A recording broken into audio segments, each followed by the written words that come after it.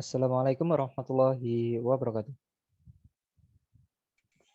Selamat Selamat pagi, Bapak dosen dan teman-teman lainnya yang berbahagia. Pertama-tama marilah kita panjatkan puji syukur kepada Allah Subhanahu wa taala karena telah memberikan rahmat, kesehatan dan keselamatan sehingga kita dapat berkumpul di Zoom Meet kali ini.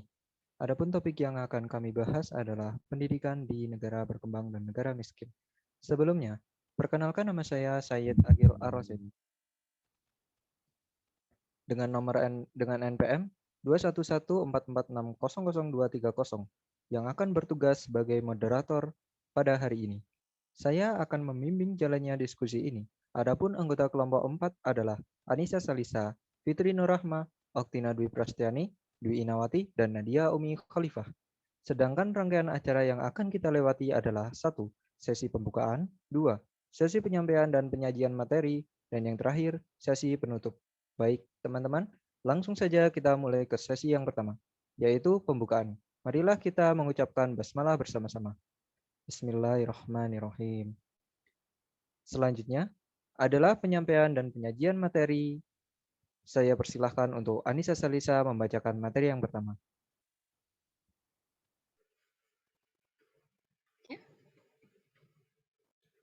Terima kasih atas waktunya. Baik, di sini saya Anissa Salisa dengan NPM 21144600233 akan menjelaskan materi pertama, yaitu pengertian pendidikan di negara berkembang dan negara miskin.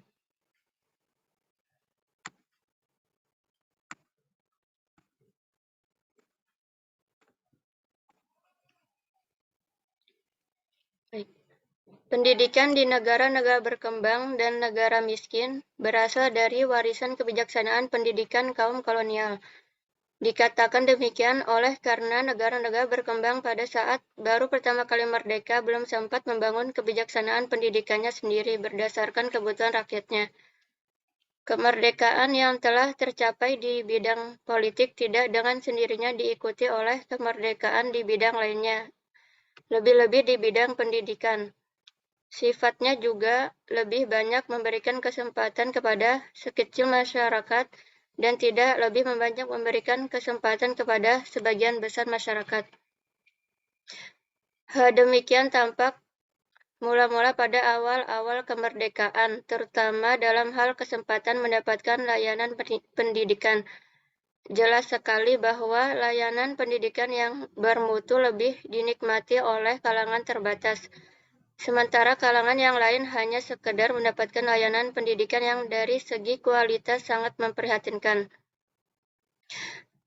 Jadi pendidikan di negara berkembang dan negara miskin ini hanya sebagian saja rakyatnya yang mendapatkan pendidikan, tidak semuanya, dan kebanyakan itu karena adanya faktor ekonomi.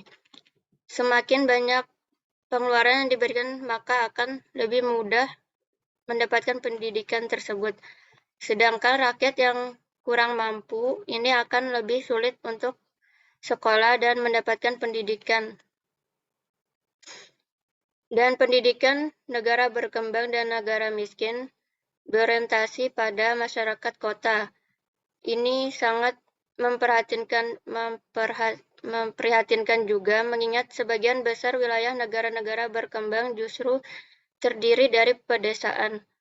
Orientasi ke kota lambat atau cepat, langsung maupun tidak langsung, bisa menjadikan penyebab lulusan-lulusan pendidikan lebih tertarik dengan kehidupan kota ketimbang bangga membangun desanya.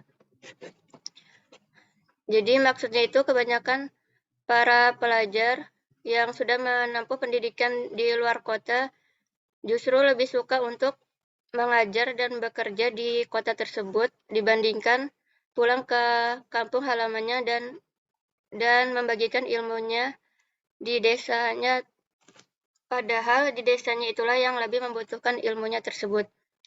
Inilah yang menyebabkan di desa-desa itu sulit mendapatkan guru-guru yang berkualitas. Di negara-negara miskin juga masih belum memiliki akses terhadap pendidikan sekolah. dengan sekitar 60% dari jumlah tersebut ialah anak-anak perempuan.